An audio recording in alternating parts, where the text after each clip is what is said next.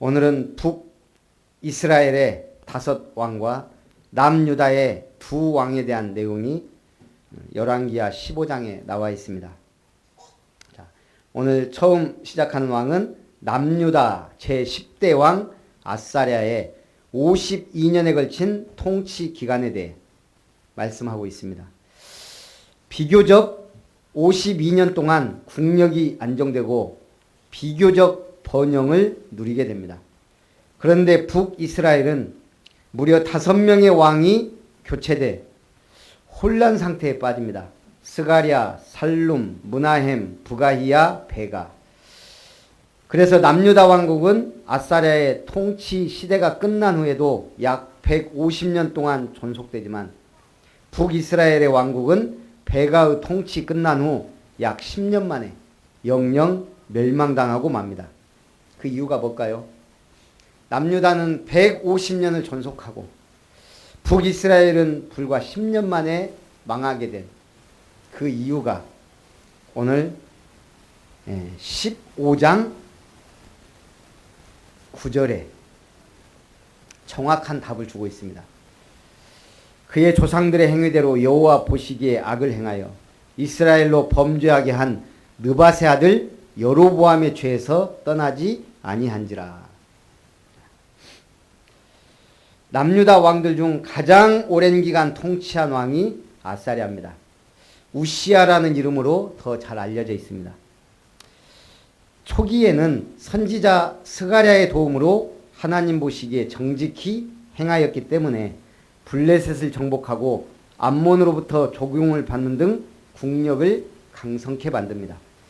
하지만 스가랴 선지자가 죽은 후에는 몹시 교만해져서 자신이 제사장의 직무까지 행하려 하다가 하나님의 징벌로 어떤 병에 걸려요? 저주받았다는 문둥병에 걸려요. 별궁에 격리된 채 그의 아들 요담이 섭정할 수밖에 없는 처지가 됩니다. 오늘 이스라엘 왕 아사랴를 보면서 누가 생각나요? 그 할아버지가 똑같이 처음에는 선지자가 살아있을 때는 잘 하다가 그 시대에 선지자가 죽고 나면 또 교만해져서 똑같은 전철을 밟아요. 할아버지하고. 그것도 영적인 대물림은 아니지만 흐름인가 봐요. 그래서 우리가 신앙생활 다르게 하면 그게 어디로 전달돼요? 교회에도 물론 전달되지만 현장에 우리의 자녀와 후대에게 전달이 됩니다. 이스라엘 왕 스가랴가 사마리아에서 6달 동안 다스리며 그의 조상들의 행위대로 여호와 보시기에 악을 행하여 이스라엘로 범죄하게 한 느밧의 아들 여로보암의 죄에서 떠나지 아니한지라. 자, 이스라엘이 계속 범죄하면 왕들이 범죄하면 누구 이름이 나와요? 예? 누구처럼? 느밧의 아들 여로보암처럼. 여로보암이 누구예요? 아시는 분? 예. 지금 사무엘 상하, 열왕기 상하 하는데 다 잊어버렸죠. 여로보암이 도대체 누구야? 이스라엘 초대 왕이 누구예요? 사울왕. 두 번째 왕이 누구예요? 다윗왕. 세 번째 왕이 누구예요? 솔로몬왕. 네 번째 왕이 누구예요? 세 번째까지는 통일왕국이에요. 네 번째 솔로몬의 아들 르호보암 때 나라가 분열돼요. 하나님이 명령한 예언한 대로. 왜 그렇게 돼요? 솔로몬이 우상숭배에 빠졌기 때문에. 그래서 북이스라엘에는 누가 통치하냐면 여로보암이 통치하게 된 거예요. 그러면 북이스라엘의 초대 왕이 여로보암이에요. 자, 이 사람이 기준이 되는 거예요. 어떤 기준이요? 죄를 범한 왕의 기준. 그러면 정직히 행한 왕의 기준은 누구예요? 다윗. 여로보암은 북왕국 이스라엘 초대 왕으로 백성들이 예루살렘에 가서 하나님 예배하는 것을 막기 위해. 그렇잖아요. 사마리아에서 예배드려야 되는데 자꾸 예루살렘으로 가면 어떻게 돼요? 영향을 받아요. 그걸 막기 위해 베델과 단에 금송아지를 세운 거예요. 이것이 여로보암의 죄입니다. 여로보암의 죄는 이후 모든 왕들의 행실을 판단하는 기준이 되었습니다. 한마디로 모델이 돼버린 거예요. 그래서 여호와께서 예후에게 말씀하여 이르시기를 내 자손이 4대 동안 이스라엘 왕 위에 있으리라 하신 그 말씀대로 과연 그렇게 되니라. 12절에요. 현대 교회는 돌들의 전쟁이다. 방송에서 어느 목사님의 설교에서 나온 말입니다. 현대 교회의 문제점은 돌들의 전쟁이라는 거예요. 여러분들은 돌이에요, 아니에요? 예? 이게 뭔 말이냐면 굴러온 돌이 박힌 돌을 빼낸다고 하면서 기득권을 행사하는 교인들을 꼬집는 이야기랍니다. 예수님의 제자들이 뭘 놓고 싸워요? 누가 크냐? 천국에서는 누가 크냐? 예수님 옆자리에는 누가 앉냐? 이런 걸로 늘 싸웠어요. 그걸 보고 우리말 속담에 뭐라 그래요? 도토리 키재기다 그래요. 오늘날 교회도 매주 모여 서로 잘났다고 잘나기 대회를 치룬다는 거예요. 오늘날 교회는 낮은 곳에 임하시는 하나님의 은혜의 본질을 잊어버렸다.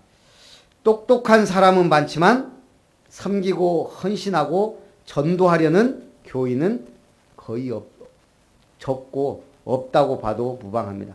하나님 은혜의 본질은. 그러다 보니까 교회에서 상처 입고 교회를 떠난 사람들이 너무 많아요. 그걸 가나안 성도라 그러죠. 안나가의 반대말 가나안. 자, 실족해 하면 예수님은 뭐라 그랬어요? 차라리 연자맷돌을 그 목에 메고 물에 빠뜨려 죽는 것이 낫다. 한 사람을 실족해 하고 시험 들어 교회를 떠나게 하는 것은 연자맷돌을 메고 물에 빠지는 게 낫다고 할 만큼 우리는 시험 들게 하면 안 되고 뭘 해야 돼요? 힘을 줘야 돼요. 살리는 사람이 돼야 돼요. 교회는 감사하고 헌신하고 나를 드리는 게 교회입니다. 세상 사람처럼 완장차기를 즐겨하면 하나님 앞에 받을 상급이 없습니다. 그래서 오늘 우리가 손익계산하지 말고 인정받으려고 하지 말고 뭘 먼저 생각해야 돼요? 그의 나라와 그의 의를 구하라.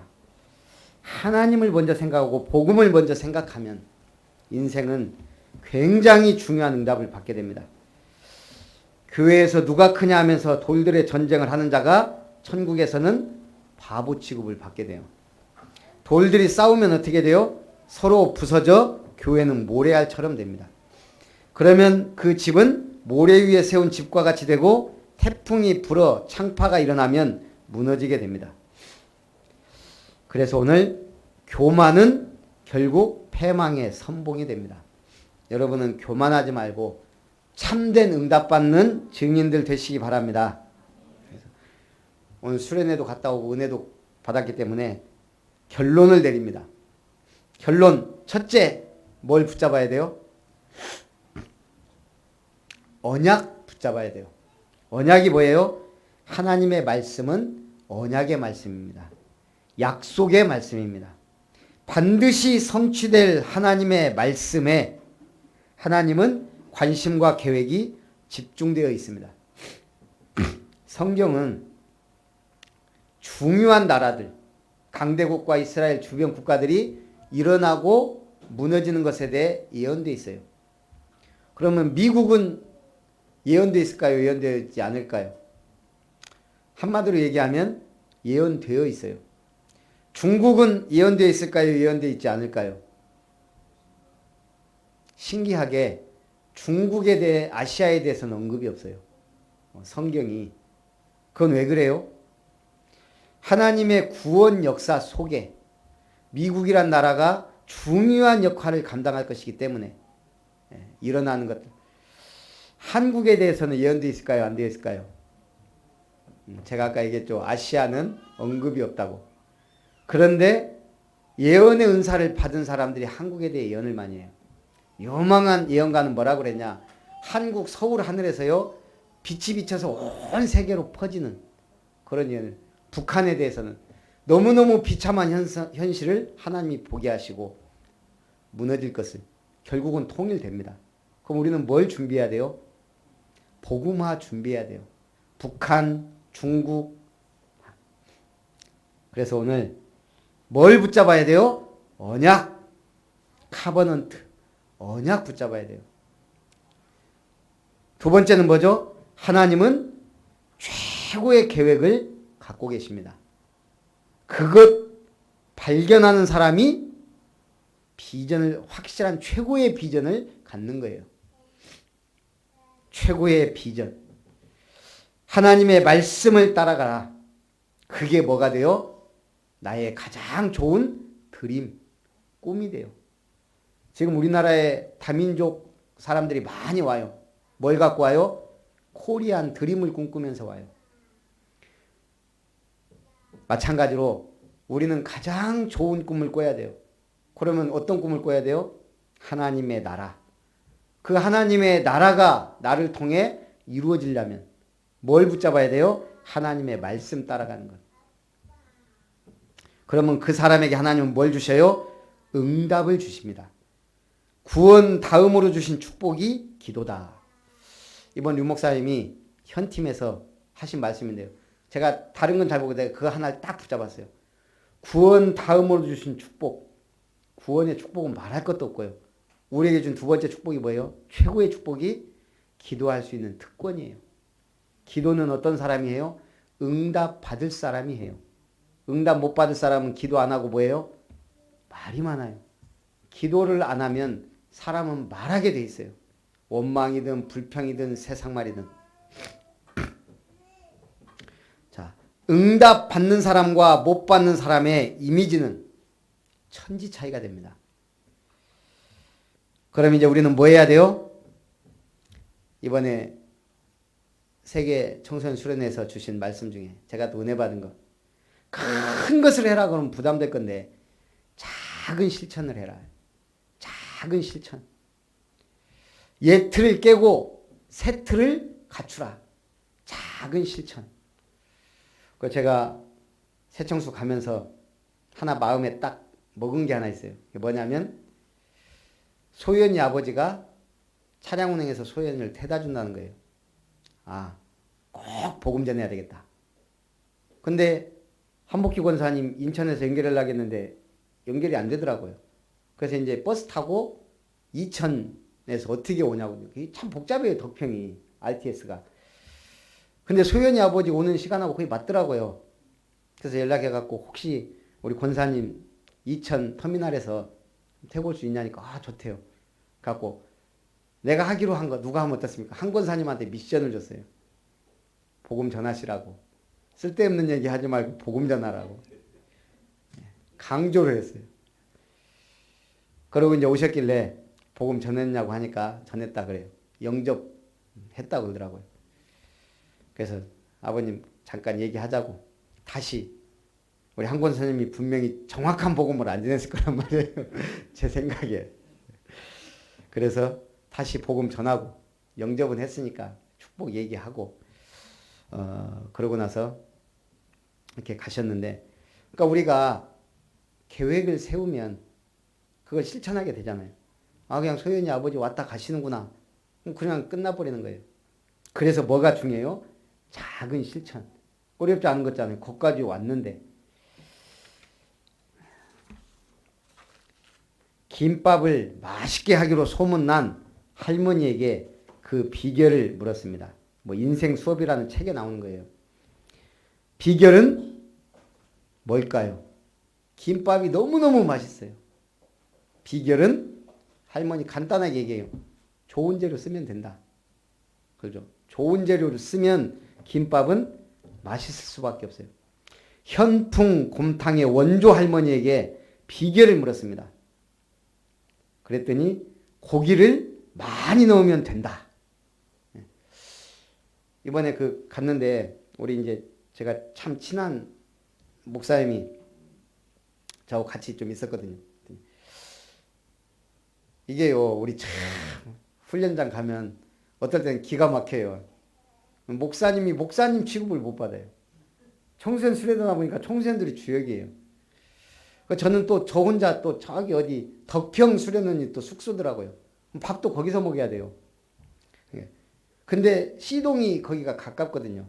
제가 우리 옛날에 그 신학했던 이제 거기로 먹으려고 하니까 이제 어쩌다가 이제 저 혼자 이제 줄 쭉 섰어요. 이제 학생들하고 같이 줄 섰는데 보니까 저만 이게 식권이 색깔이 다르더라고요. 보니까 이제 검사하는 그 스텝들이 있으니까 제가 가면 뭐 대충 목사처럼 보이잖아요. 당연히 가갖고 혹시 줄 서 있다가 거기까지 가면 그럴까봐 내가 뒤 앞에 있는 학생한테 여기 잠깐만 자리 좀 맡아주라고 쭉 가갖고 이제 그 스텝한테 내가 이거 색깔이 다른데 덕평인데 여기서 먹으면 안 되겠냐? 안 됩니다. 나 정말 막 이게 뭐냐 벌써 마음속으로는 주먹이 나가더라고. 알았다고 하고 나오는데 이제 또 친한 목사님 또 밥 먹겠다고 이제 또 오더라고요. 그래서 나 덕평 가서 먹어야 되겠다고 저기 수련원에 그랬더니 식사로 나가재. 진짜 먹어야 될 짬뽕이 있다는 거예요. 그 청강대 앞에 좀 멀긴 한데 밥 한 끼 먹으려고 거기까지 가야 돼. 뭐야 자기는 여기 올 때마다 몇 번 먹었대요. 그래갖고 알았다고. 근데 짬뽕이 얼만데 8,000원짜리 있고 10,000원짜리 있는데 뭐 큰 차이는 없는데 일단은 10,000원짜리를 먹어봐야 된다는 거예요. 그래서 이제 가서 그릇이요 세수대만 이제 농담 좀 더해서 해물이 그렇게 많이 들어간 짬뽕은 처음 봤어요. 그냥 수제 넣으면 해물이 계속 나와요. 그것도 괜찮은 해물들이 10,000원이 안 아깝더라고요. 그럼 8,000원짜리는 뭔데 그릇이 좀 작아요. 그래도 거기도 해물이 거기가요 어떻게 보면 시골이잖아요. 뭐 스키장도 있곤 한데 차가요 꽉 찼어요. 사람들이 어떨 때는 줄 서서 먹는데요. 제가 보니까 짜장이든 뭐든 다 재료가요 싱싱한 해물이 많이 들어가 있더라고요. 뭐든지 그게 비싸도 먹는 거예요. 그 10,000원짜리 짬뽕 하나 먹으려고 가족들도 많이 와 있더라고요. 재료가 그만큼 중요해요. 그리고 이제 또 1강 끝나고 현팀 메시지가 있잖아요. 현팀. 그러니까 이제 저는 이제 1층에 있었기 때문에 2층 올라가서 또 들어가려고 하는데 이쪽에 또 쫙 줄 서 있더라고요. 보니까 귓교회 권사님들이랑 거기 또 앞에 제일 앞에 막 서 있고 난 또 당당하게 목사니까 딱 들어갔는데 또 막는 거예요. 스텝이. 저기 1층 내려가서 줄 서서 올라오셔야 됩니다. 참 환장했더만요. 이건 뭐 목사도 없고 뭐 그렇다고 싸울 수도 없고 가면서 올라오는 목사님들 다 줄 서서 가자고. 들어가면 된다. 우리가 가서 줄 서서 가자고. 갖고 줄 서갖고 들어갔다니까요. 그러면서 제가 생각해 봤어요. 그래. 우리가 늘 말씀 막 하고 하지만 이런 기본도 지키는 것도 중요하다. 밥 먹는 것도 딱 줄 서서 먹어야 되고 들어가는 것도 줄 서서 들어가고 중요한 건 뭐예요? 진짜 은혜 받는 거예요. 정말 응답 받는 거예요. 내가 거기 가서 하나라도 붙잡고 오는 거. 제가 붙잡은 거는 구원 다음에 최고의 축복은 기도할 수 있고 기도 응답을 주시는 축복이다. 여러분 응답 많이 받으시기 바랍니다. 그렇다면 사람의 인생은 무엇이 결정할까요? 바로 그가 품고 있는 생각의 재료입니다. 생각의 재료가 어디에서 나오냐 중요해요. 제가 주보를 잠깐 놓고 나갔다 왔더니 제 주보에 이렇게 탁 누가 글씨도 잘 썼어요. 배고파, 피자, 핫도그, 치킨 그것도 글씨도 굉장히 신경 써서 걷다가 피자, 핫도그, 치킨까지 딱 그려놨어요. 우리 교회 랩런트 같은데 적어야 되나? 분명히 메시지 듣는 시간에 이거 하고 있었을 것 같단 말이에요. 찬양하는 시간이나. 그것도 제 거에다가. 생각이 지금 어디가 있는 거예요? 피자, 핫도그, 치킨 등에 꽉 잡혀 있는 거예요. 말씀이 들어가겠어요. 생각이 중요합니다. 마귀는 심리학 박사입니다. 박사. 우리 마음을 잘 알고요. 우리 심리를 파고들어서 이 사람이 뭐에 약하다는 거 알아요. 유혹. 우리의 마음과 생각을 잘 압니다. 우리의 약점도 잘 압니다. 그래서 교묘하게 작은 생각 하나 집어넣으면요. 쉽게 무너져요. 말씀에 서 있지 않으면. 마귀가 벌써 시몬의 아들 가룟 유다의 마음에 예수를 팔려는 생각을 넣었더니 요한복음 13장 2절. 그 생각 하나 때문에 가룟 유다는 영원히 씻을 수 없는 예수님을 팔아버린 배신자요. 그런 사람이 된 거예요. 그래서 잠언 4장 23절에 무릇 지킬 만한 것보다 더욱 내 마음을 지키라. 생명이 근원이 이에서 남이라. 마귀는 생각을 통해 유대에게 접근했습니다. 우리의 기도하고 예배하며 우리의 마음에 악한 생각이 둥지를 틀지 않게 해야 돼요. 죄가 들어와서 둥지를 틀어버리면 못 이겨요. 생각에는 재료가 있습니다. 좋은 재료가 있고 나쁜 재료가 있습니다. 좋은 생각이 나게 하는 것이 좋은 재료고 나쁜 생각이 나게 하는 것이 나쁜 재료입니다. 그러면 최고의 재료는 뭐예요? 하나님의 말씀이에요. 제가 이번에는 가서 시간도 좀 있고 해서 성경하고 찬송을 이렇게 듣다가 이번에는 10장씩 읽고 찬송을 제가 늘 듣기만 해서 이번에는 한번 찬송 140장부터 150장 그 다음날 150부터 151부터 160장 그냥 한번 불러봤어요. 내가 이거 다 알고 있는지. 늘 들어서 반주를 하면은 이게 나와요. 근데 내가 직접 한번 해보자. 141장부터 150장까지 한 6개는 그냥 알겠더라고요. 근데 한 4곡 정도는 계속 콩나물 대가리 놓고 이렇게 쭉 하다가 이게 나오더라고요. 그래서 20장을 다 제 스스로 불렀어요. 제가 굉장히 기분이 좋더라고요. 찬송을 반주 없이 불러봤다는 거. 물론 하나는 뭐 2, 3분 계속 내가 어떻게든 이거 불러봐야 되겠다 하고 이제 했는데 계속 들으니까요. 이제는 반주 없어도 나올 정도, 부를 수 있는 정도는 됐더라고요. 물론 1장부터 623장까지 다 해봐야 되는데 안 해봤는데 언제 한번 기회 되면 한번 해보려고요. 성경 찬송을 반주 없이 1장부터 645장까지 부를 수 있는 목사가 몇 명이나 있을까?